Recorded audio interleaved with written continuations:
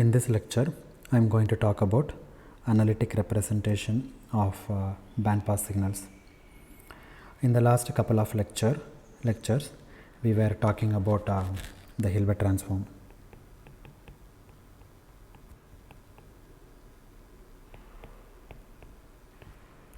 Okay, and we looked at the properties of Hilbert transform, and we were on our way to use Hilbert transform for representation of bandpass signals. How we can represent a bandpass signal using Hilbert transform, and that is our topic for today in this lecture. So we will look at how the concept of Hilbert transform helps us to have a convenient representation of bandpass signals or any general bandpass signal in terms of appropriate what we call low pass signals and sinusoidal signals. So the bandpass signals is represented in terms of low pass signals and sinusoidal signals.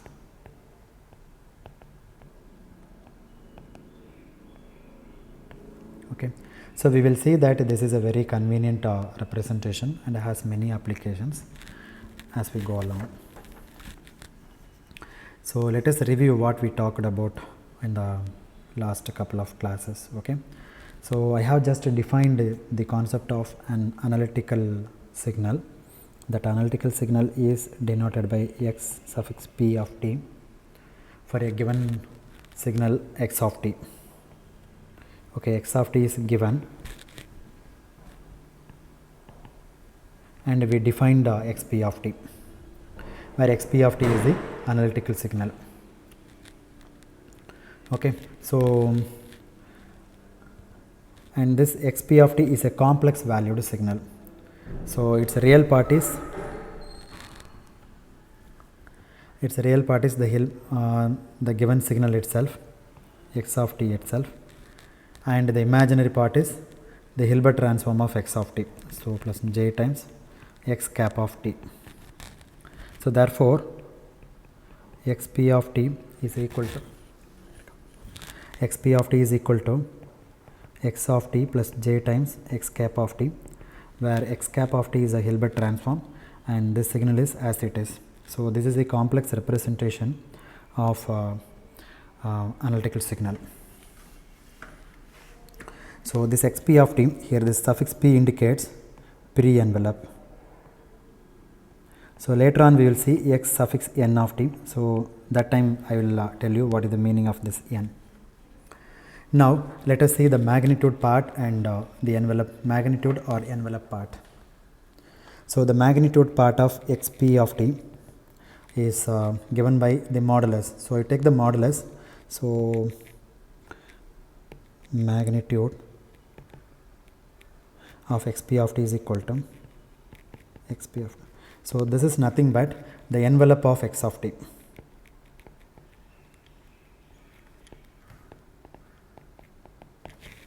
Okay, so the concept of envelope, I'll try to give you by taking a specific kind of signal, particularly for example, when you take a low pass signal, let's say m of t. As I said, typically it indicates your speech signal or music signal. It's a low pass signal, and you modulate this low pass signal by a sinusoidal carrier, let's say cos of omega naught t, with initial phase, let's say phi. Okay, and this omega naught is much higher than the highest frequency of your speech signal. Okay, now you multiply this and that, m of t times cos of omega naught t plus phi, then you will get a band pass signal. This is typically a band pass signal, and the envelope of the signal is not m of t, it is magnitude of m of t, because that negative part will disappear, that we already discussed in the previous lecture. Okay, so therefore in general the xp of t is given by x of t plus j times its Hilbert transform x cap of t, and xp of t is equal to envelope. Modulus of xp of t is the envelope of x of t.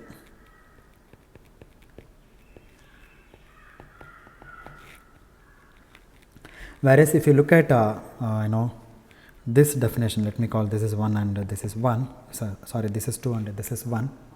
If you look at this definition of the envelope as I defined here in this one, this is valid for all kinds of signals. Okay, you take any signal, this definition is valid.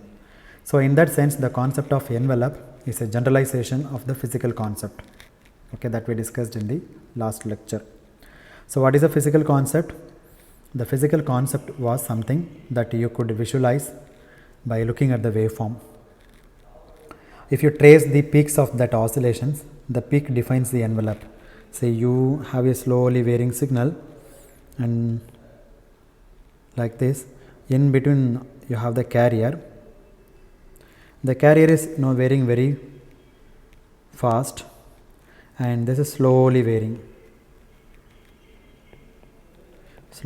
signal, that is your m of t. Now the envelope indicates the trace of the carrier. So this is a trace. Okay, so the peaks defines the envelope. The trace of the peaks of peaks. Okay, so this is a peak point for this oscillation. This is a peak point. This is a peak point. This is a peak point. You trace the peak. Okay, so if you trace the peak points of the oscillations, then that gives the envelope. We do not necessarily have to look at the envelope in that way. You can look upon it mathematically, like it is physically. You can look like this. Mathematically, you can look at. You can look at xp of t is equal to xj of t plus j times Hilbert transform x hat of t. So this is a mathematical definition and this is a physical interpretation this figure indicates. So you just to trace the peaks of the oscillations. So if you proceed like this in as a mathematical way, you will get the same answer even for those kinds of things like m of t times cos of omega naught t.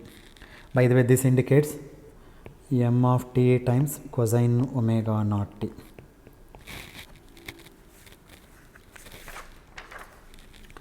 Now let us move on to spectrum of xp of t, how the spectrum looks. Spectrum of xp of t. This is a complex, by the way, complex valued signal. Okay, so xp of t is x of t and its Hilbert transform x tilde x cap of t. Like whenever I write this this equation, you always recall from your complex exponentials and sinusoidal signals, like e to the j omega naught t is equal to cos omega naught t plus j times sin omega naught t. Sin omega naught t is a Hilbert transform of cos omega naught t, and e to the j omega naught t is the what? Analytical signal of cos omega naught t.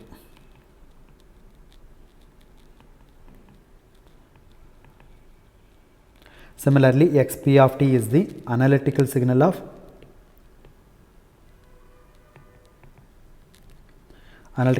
x of t, and x cap of t is the Hilbert transform of x of t.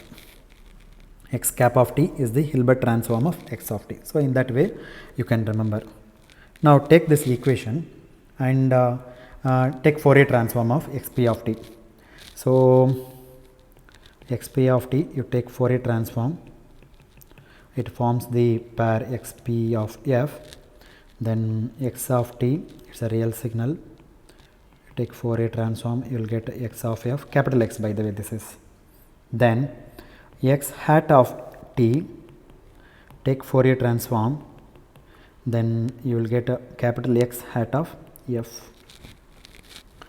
Now by linearity principle I can write xp of f is equal to, from this equation, from this it is coming, okay, xp of f is equal to x of f plus j times x hat of f. Now can we simplify this equation? If you look at little carefully, you can simplify that. Now we need to find out, we know x of f, that is a Fourier transform of x of t, small x of t. Now let us find out x hat of f. So how do you find out this? This is going to be, by definition, you take the definition. The definition says you multiply minus j times signum of f by multiplication, this is a multiplication symbol, x of f. Okay, so therefore the signum of f, you know how it looks, minus signum of f. So for negative frequency it provides plus j, for positive frequencies it provides minus j. This is minus j signum of f, which is multiplied by x of f. Now what is this multiplication is going to be? It is going to be, for positive frequencies, x of f is multiplied by minus j. So minus j times x of f for f greater than 0, and j times x of f for f is less than 0. This is what? Your x cap of f. Hilbert transform of x of f. Fine. Now take this equation, this one. What is xp of f? Xp of f equal to x of f plus j times x hat of f. This is the equation. Now substitute this in this equation. Now what will you get? You will write two equations, one for positive frequency and one for negative frequency. Let us take case 1 for frequency is positive. So in that case it is xp of f is equal to x of f plus j times x hat of f. What is that? This one. So minus j times x of f. Now this is going to be x of f, j times j square. J square is minus 1. Already I have one more minus 1 here, minus here. So minus times minus plus. So x of f. So it is 2 times x of f for positive frequency. Similarly, I can work out for a negative frequency. Case 2.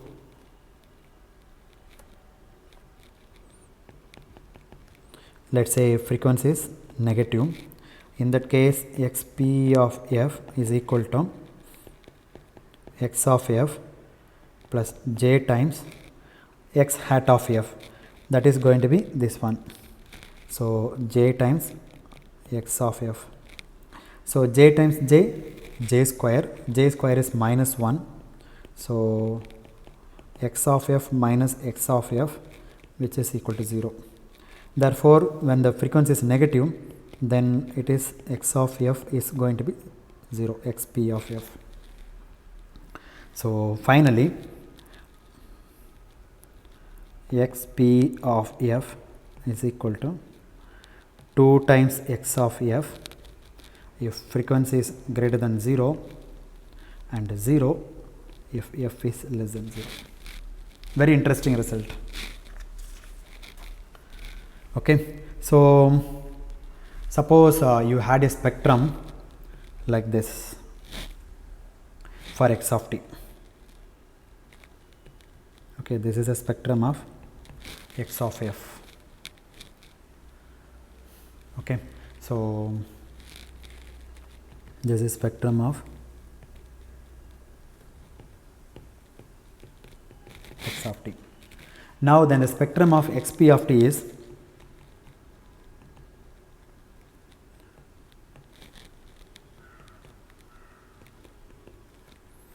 spectrum of xp of t. Wait a minute.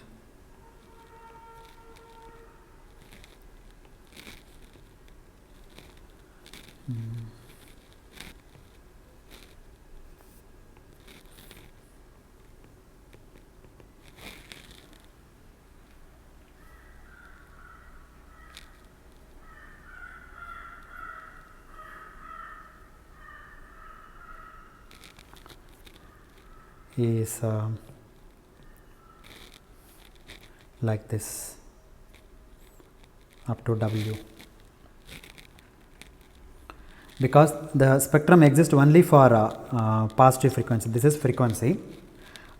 Here in this range the frequency is greater than 0, and in this range the frequency is less than 0. Okay. Now what is for xp of f? Xp of equal to 2 times x of f. So the x of f is here, and now the negative part is cut off. Okay. So this is your xp of f. Okay. So the negative part is removed. Therefore your xp of f becomes a one-sided spectrum. One-sided spectrum. From a two-sided spectrum, for the real signal you get a one-sided spectrum. Originally it was two-sided spectrum. See, this is plus W, this is minus W, this is frequency is positive here, and here also minus. Okay. So this is my original spectrum. In the original spectrum I have the frequency content both in the positive side as well as in the negative side. Now when you find the spectrum of xp of f, then the negative part is cut off. But the only difference is the amplitude is not 1 here, now it is 2 times. Suppose originally say this is the amplitude of A and this is going to be 2A. So that is the only difference.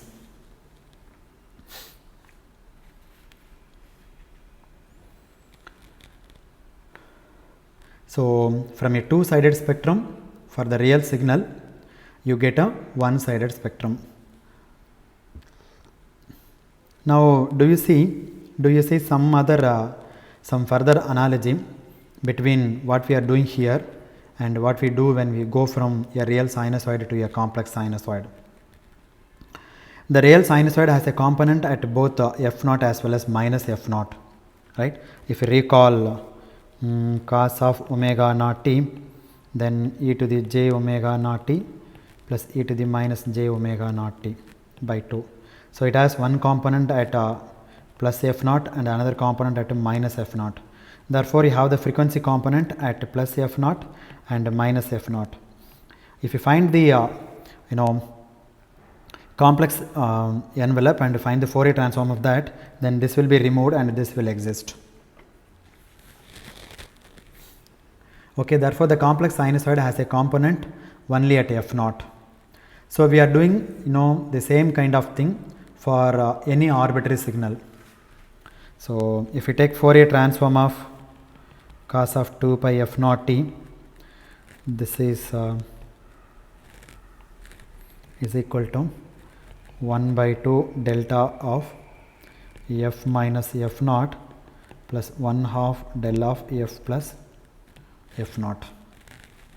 So you have one frequency at f equal to f0 sitting at f with the amplitude of 1 half, and another frequency f is equal to minus f0 with the amplitude of 1 half, and this is center 0 point. Now if you take e to the j2 pi f0 t and Fourier transform of that, you will get del of f minus f0. So therefore you have only one frequency component, but now the amplitude is 1 at f0. This is 0.0 hertz. The real signal has both a negative frequency component and a positive frequency component. The amplitude spectrum would be even symmetric. Okay, see here even symmetric.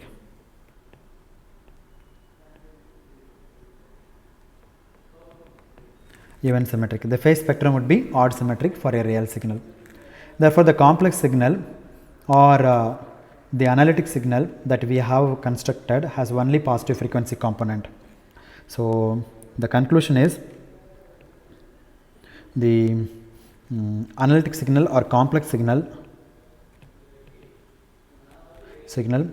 has only positive frequency component.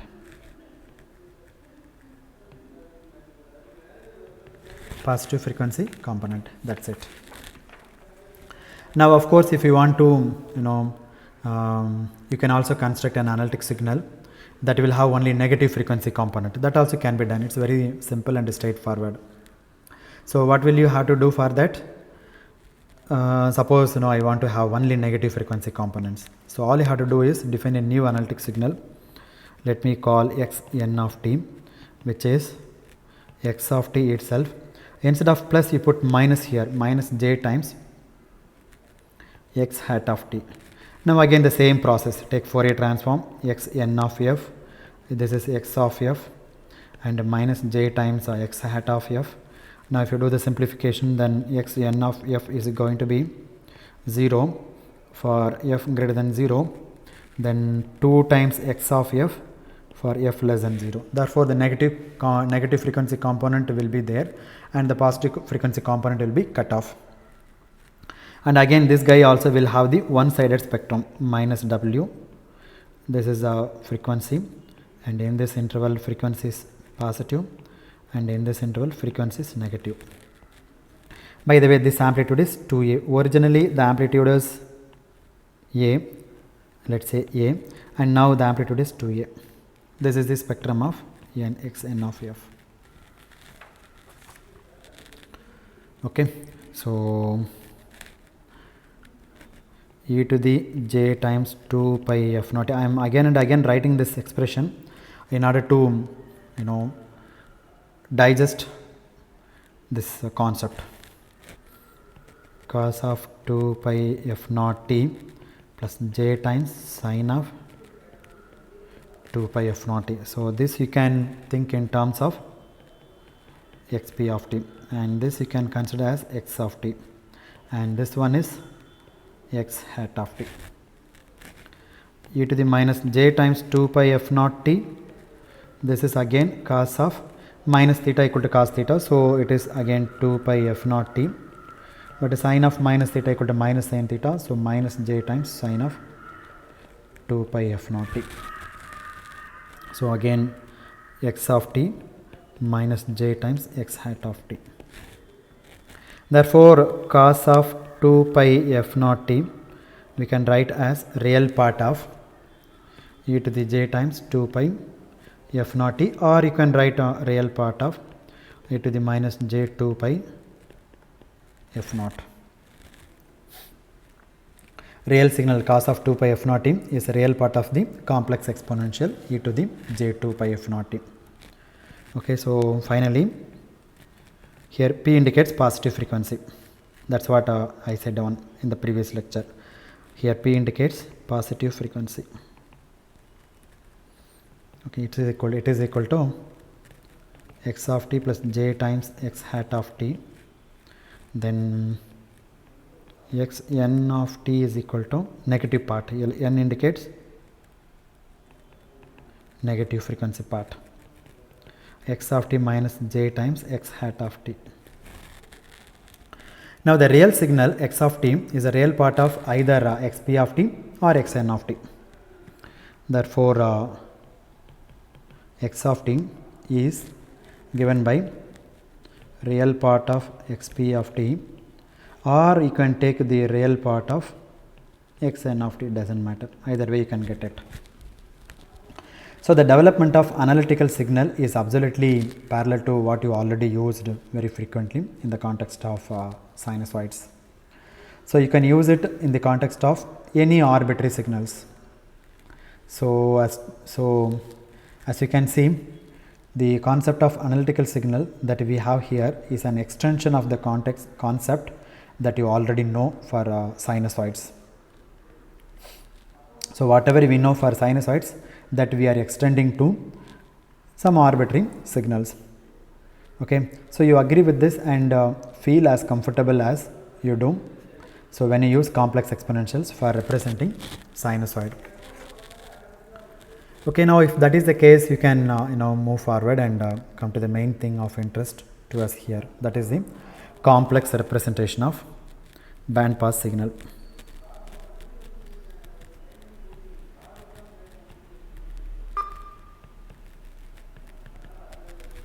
Complex representation of band pass signal.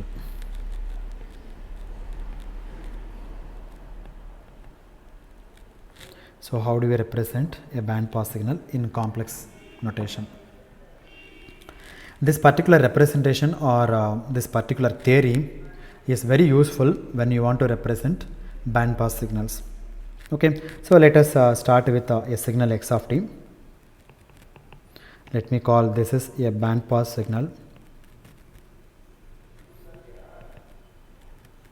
Okay, and you take the Fourier transform of the band pass signal, you will get a capital X of f.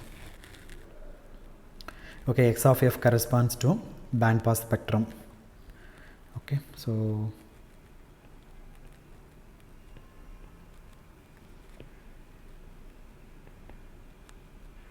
band pass spectrum. Now the band pass spectrum looks like this. Maybe at here, let's say the center frequency is f naught, and this point is f naught plus b, and this point is f naught minus b. For real signals, the spectrum is symmetric, even symmetric. Therefore, you have one more like this. Oh, it is a very bigger triangle. Let me draw a small triangle.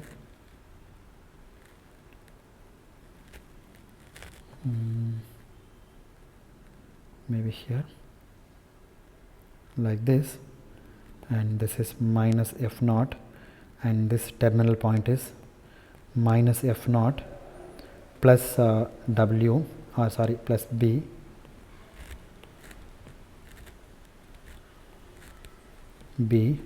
and this terminal point, extreme point, is minus f minus b. So let us say, start with a spectrum like this. So this is a band pass spectrum.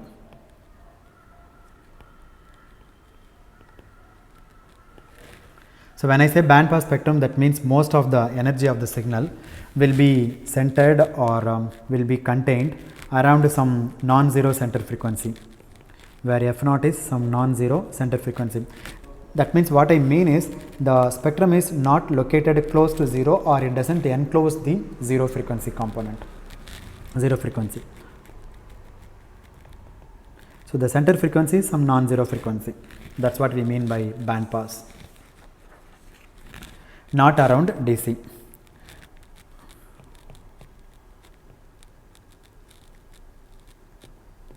DC means what? Frequency equal to 0.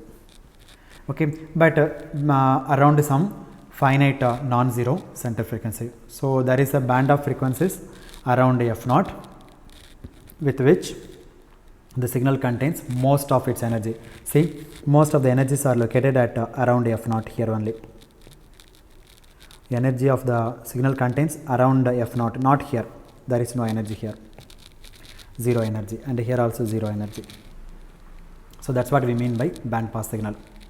And you can ask, you can also ask a question: why did I draw a triangle symbol to represent a signal? Okay, so it's a simple representation or depiction. That's it. Okay, it doesn't mean anything. It is just drawn to indicate the extent of the spectrum, how far the spectrum exists. The actual shape is not important here. Some authors will draw the spectrum like this, and somebody will draw the spectrum like this, like that. You can come up some crazy shape. It's not a matter here. What it matters is the energy is concentrated around f naught. So whether you take a triangle here or you take a parabola or something else is not important. Even you can draw that symbol like this. You put a square like this. It's not an issue. It's simply we are representing, that's all. It is not the actual power spectrum or the representation of a signal. So we are looking at only the magnitude plot here. Okay, magnitude plot. We are not interested in phase plot. So if there is a phase plot, it could be correspondingly plotted. So the main purpose of drawing these figures is only to show the extent of spectral support on the frequency axis. So what is a frequency band over which the significant energy exists in the signal, or some energy exists in the signal?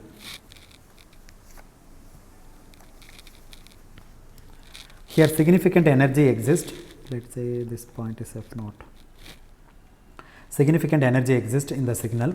Let's say f naught to f naught plus w, and this point is f naught minus w. So the total width is 2b. So we say roughly 2b is the bandwidth of the signal. The signal has a bandwidth 2b and has a center frequency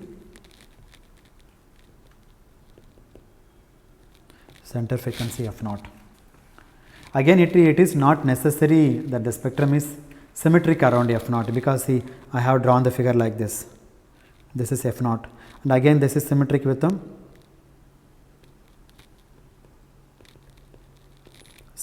f naught. It is not necessary the spectrum should be symmetric with respect to f naught. It can be asymmetric also. Even I can draw the figure like this. Like this. I can say this is f naught. So that also possible.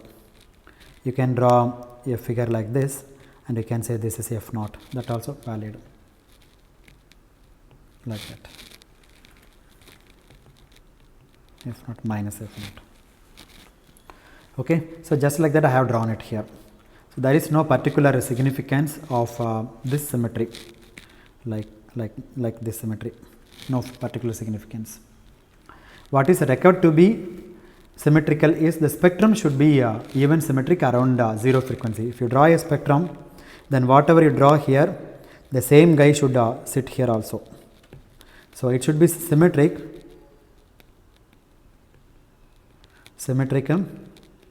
with respect to 0 hertz, even symmetric around 0 frequency.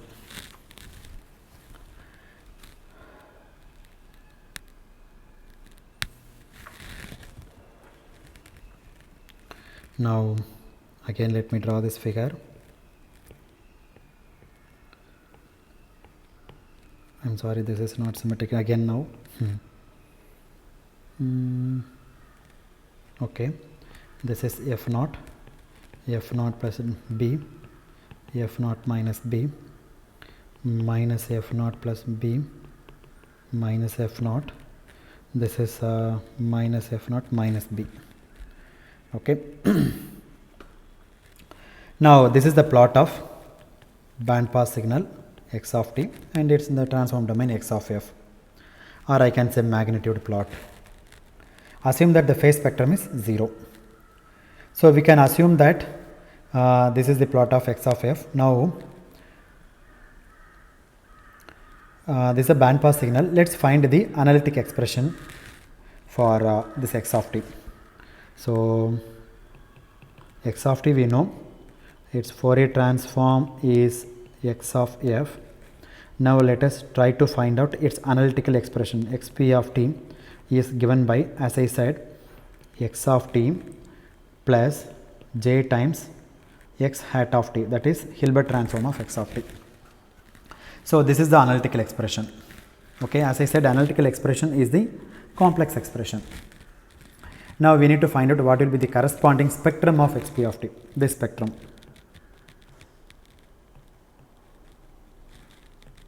Spectrum of xp of t. That also, as I said, you can easily find out. So xp of f, as I said, it is going to be 2 times of x of f if frequency is greater than 0 and 0 if f is less than 0. This we have already proved. Okay. Therefore, the spectrum comes like this. It contains only frequency f naught, positive frequency f naught plus w, and this is f naught minus b. Now the point is now becomes 2 times of the amplitude. If this is A, this is A, and this is going to be 2A, that's it.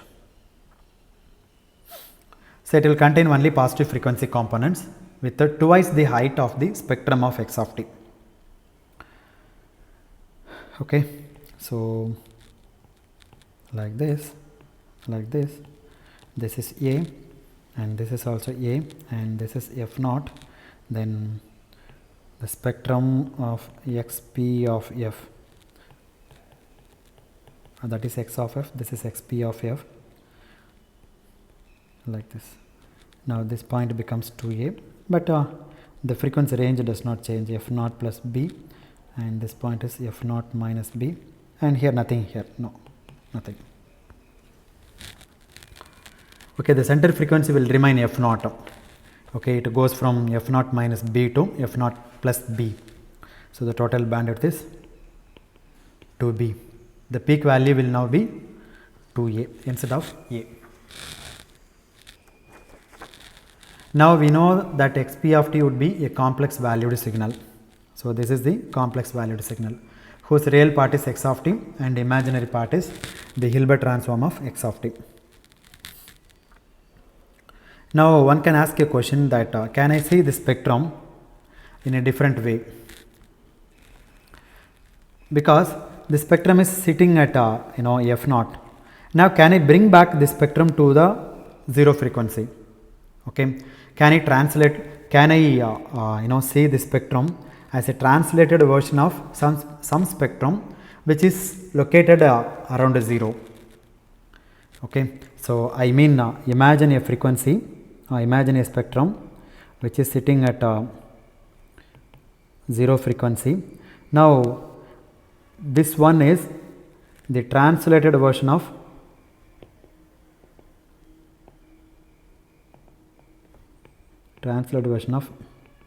this guy. Okay, so now how do you do frequency translation by f naught only? You recall from your Fourier transform frequency shifting property. If you have x of t, take Fourier transform, you will get x of f.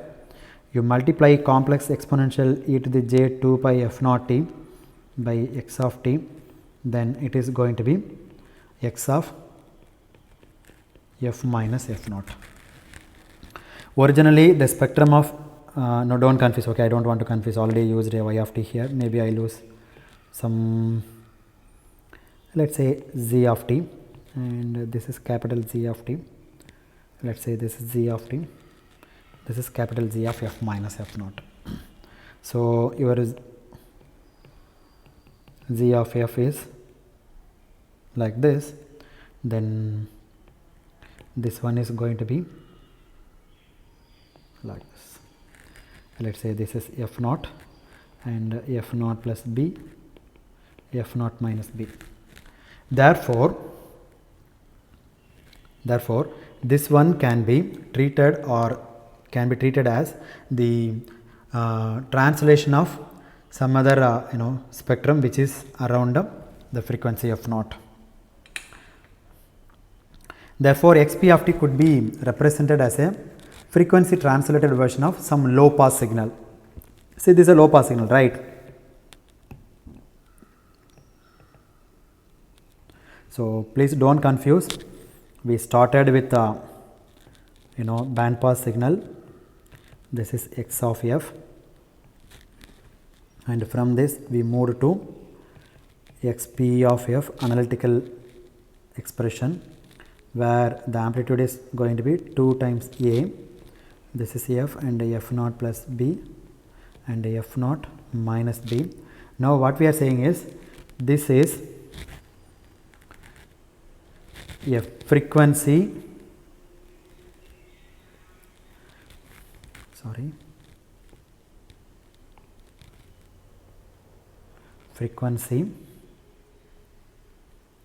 translated version of some low pass signal.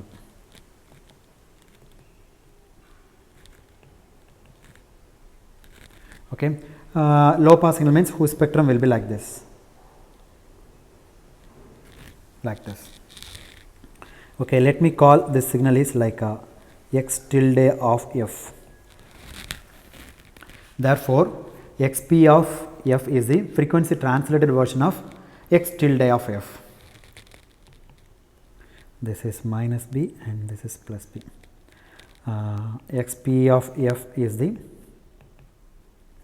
frequency translated version of or frequency shifted version of xp of x tilde of f.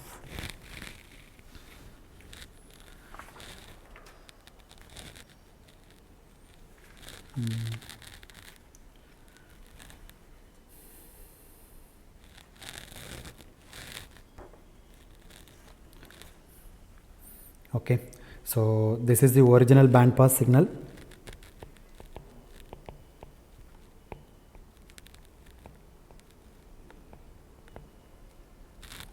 And this is the analytic representation of original band pass signal.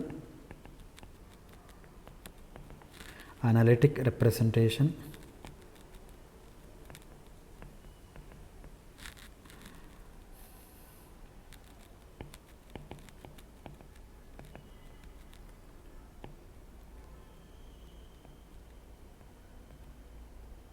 signal, and this is a low pass signal. Therefore, we can think the analytical representation of original band pass signal is the frequency translated version of some low pass signal. Okay, so this is x tilde of f. Now, what is the corresponding time domain signal? The corresponding time domain signal is x tilde of t. Okay, so x tilde of f, capital X tilde of f is a low pass signal because its spectrum centers around 0 Hz. It is a low pass signal, and in general it would be a complex valued signal. This also in general a complex valued signal.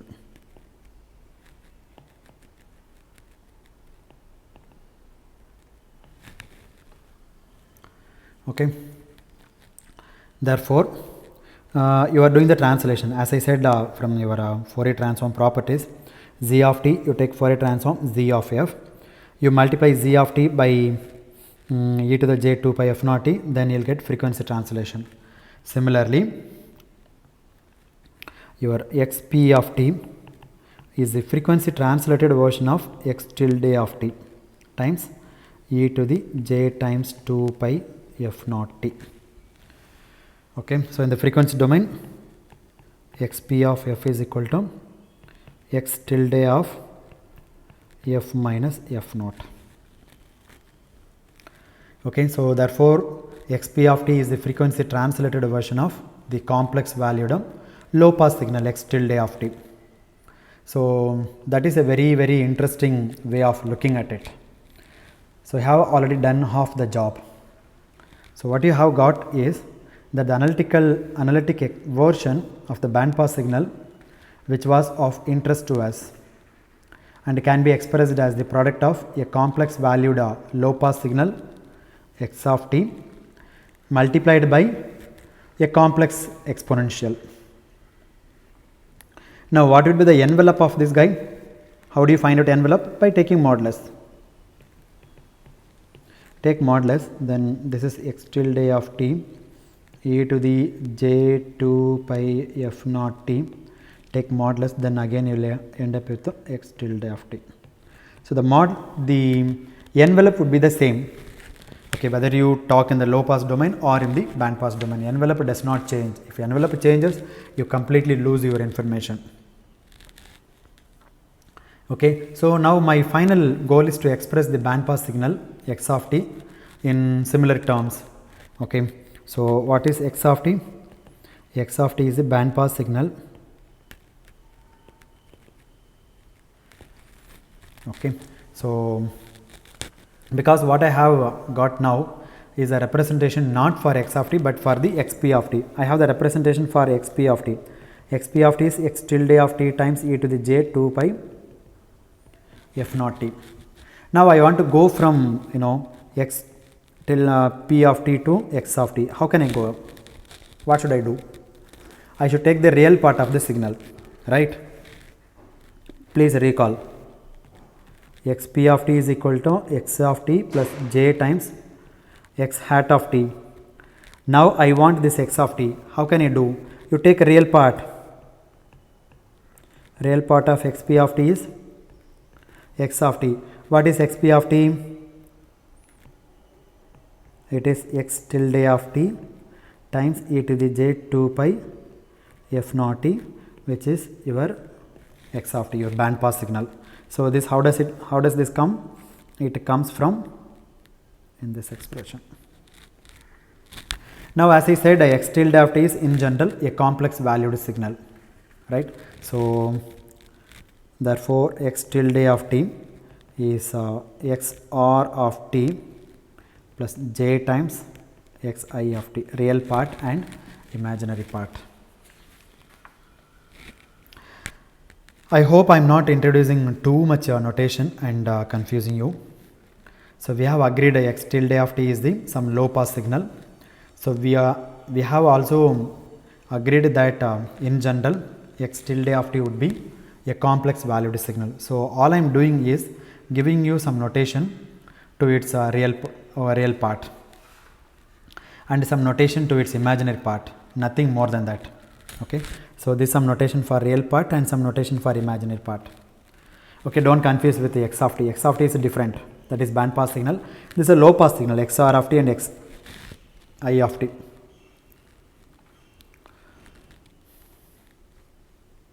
Now what I would like to find out is there a corresponding representation of the original band pass signal x of t in terms of these components. So in x of t in terms of x r of t and x I of t. Okay, it is very simple. All you have to do now is substitute for x p of t. So x of t is equal to real part of, let me change the color, x tilde of t e to the j 2 pi f naught t, then real part of x tilde of t is x r of t plus j times x I of t. Then what is e to the j 2 pi f naught t? It is cos of 2 pi f naught t plus j times sine of 2 pi f naught t. Now multiply term by term, it is going to be x r cos of 2 pi f naught t plus j times x r cos sine 2 pi f naught t, that we can remove because of the real part, minus j times j minus j square is equal to minus, so minus x I of t times sine of 2 pi f naught t. So this is your band pass signal in terms of your low pass signal. So these are low pass signals, and this also low pass signals. So I am representing band pass signal in terms of low pass signals. Okay, so xp of t is equal to x tilde of t times e to the j 2 pi f naught t. Let's say this is 1 and this is 2. So these two results are what we are looking for. Very interesting and very useful and important result. So what we find here is that the original band pass signal x of t, this one, can be represented in terms of low pass signal. Okay, where it could be considered as sum of two product terms. So this is first product term and this is second product term. One product term is a kind of x suffix r of t times cos of 2 pi f naught t, and other product term is x suffix I of t times sin of 2 pi f naught t. Okay, so this is the most general form of band pass signal.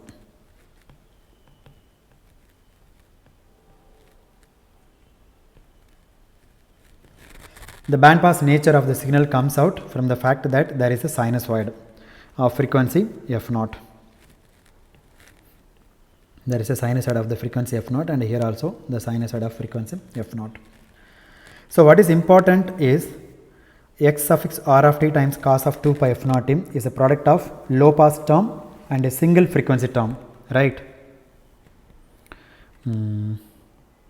X suffix r of t times cos of 2 pi f naught t. As I said, this is a low pass term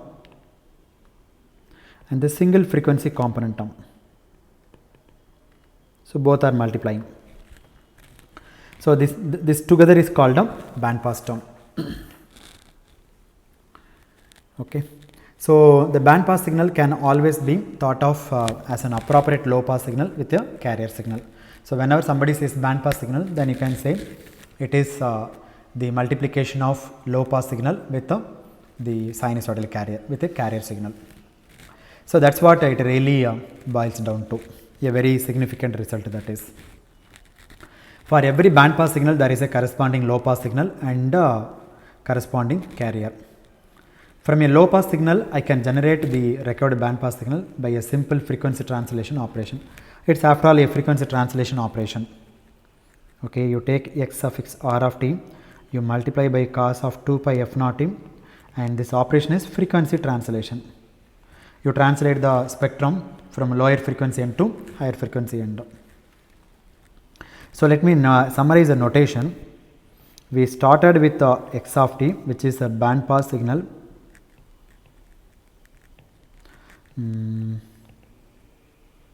Band pass signal, and then we also xp of t, that is the analytic expression of your band pass signal, x of t plus j times x hat of t, and this can be thought of a frequency translated version of a low pass signal, and that low pass signal we denoted by x tilde of t, and in general the low pass signal is in complex nature. Therefore this guy has x suffix r of t plus j times x suffix I of t.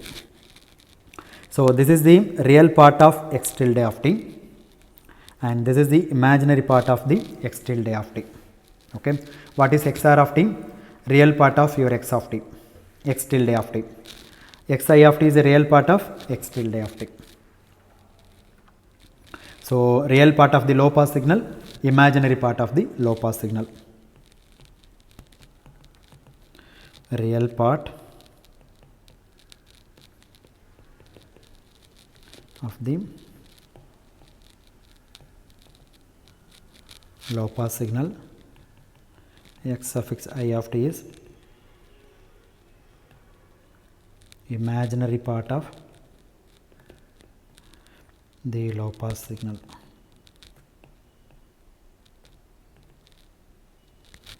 And what about x tilde of t? X tilde of t is a low pass signal simply. Of course it is complex valued. That's it.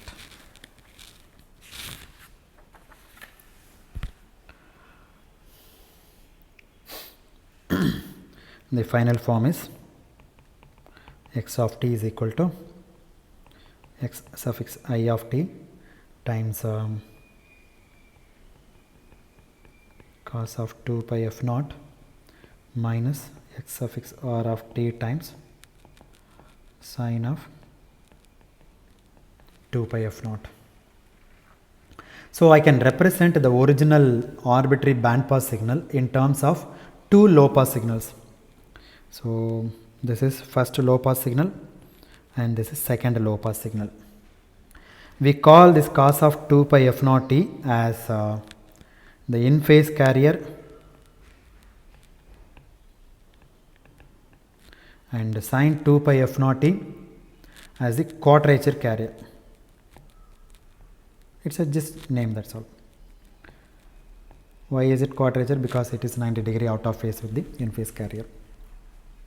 If you take cos 2 pi f naught t is the reference, then sin 2 pi f naught is 90 degree away from the cos 2 pi f naught t. And this guy is called the in phase component.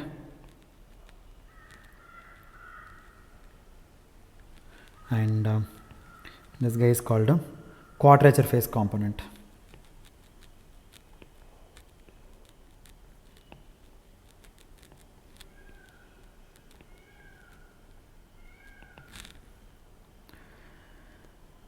So sometimes, in fact, you will find in the books that like xi of t and xq of t. What did I write?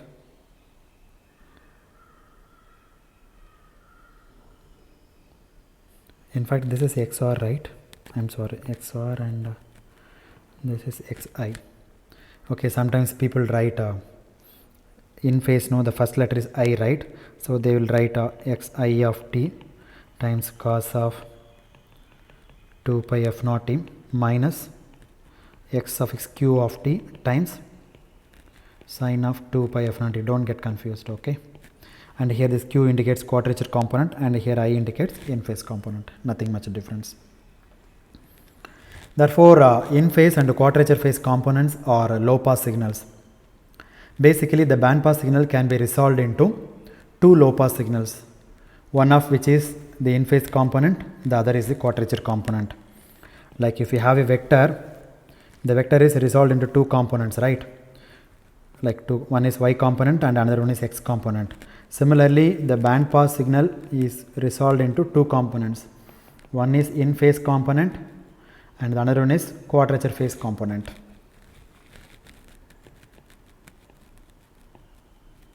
Quadrature phase component.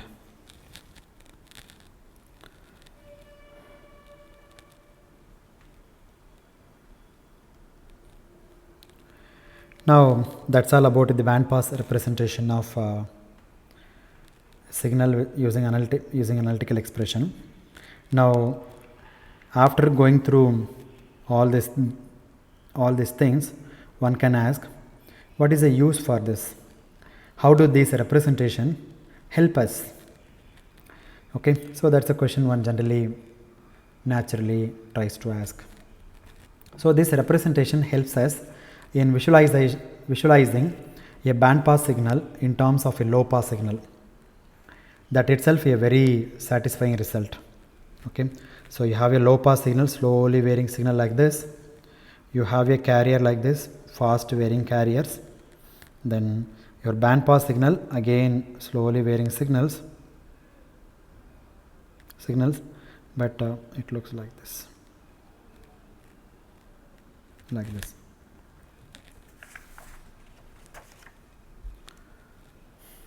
So you will find that you will appreciate more and more as you deal more and more with band pass signals. So you will find that this representation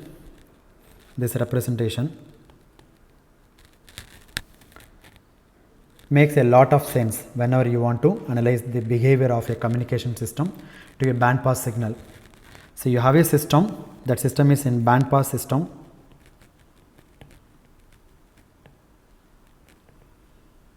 And the input is band pass signal x of t and the output is y of t. The response of the band pass system is, let's say, h of t. Okay, so I like to feed the band pass signal to the communication system, this band pass signal, and what is a mathematical model which is appropriate? This model, that model is going to be x of t equal to xi suffix I of t, in phase component I means x suffix I of t times cos of 2 pi f naught t minus xq of t times sin of 2 pi f naught t. This is the appropriate mathematical model for representing the band pass signal if you apply the band pass signal to the input to a band pass system. So this representation, mathematical representation, is very useful representation. So keeping in mind that this representation you have two low pass signals and the carrier, it really helps to define things very precisely, and equally useful in other representation from which we derive this. Like this one is derived from xp of t is equal to x tilde of t times e to the j omega naught. This is also equally useful. Let me call this is equation number 2 and equation number 1. In fact, this 2 is very, very important and more powerful representation than the first one. Now, the information bearing is happening with x suffix I of t. Okay. So, the information bearing part of xp of t is this x tilde of t. Okay. So, therefore, x tilde of t carries the information. X tilde of t has the information. Okay. So, xp of t is just a frequency translated version of x tilde of t. Okay. Only the frequency is translated, so power will not change.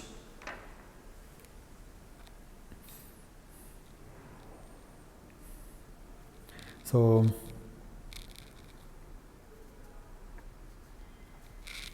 any other point I would like to say? Let me summarize this lecture now. I think I have reached the end. So, we started with x of t, band pass signal. I am repeating the points again and again because there is a more chance that you will get confusion. X of t is a band pass signal, and then from this we constructed analytical expression xp of t, which is the x of t itself plus j times its Hilbert transform x cap of t, and this xp of t can be thought of as the frequency translated version of a low pass signal, and that low pass signal we denoted by x tilde of t. If you translate, then you need to multiply by a complex exponential e to the j 2 pi f naught t, and this is your frequency shifting property from your Fourier transform.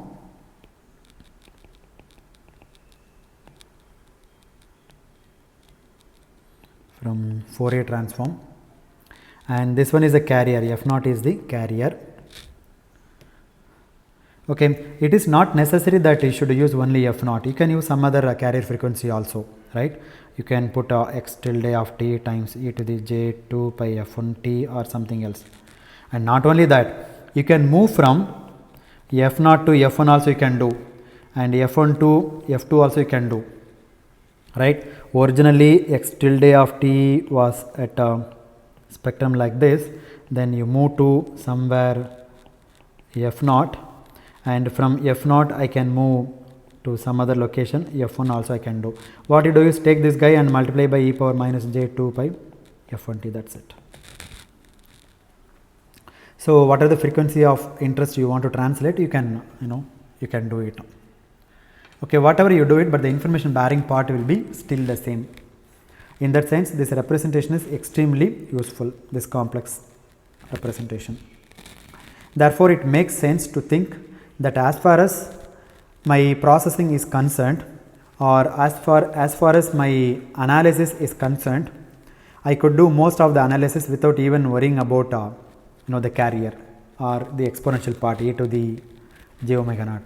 I no need to worry about this part.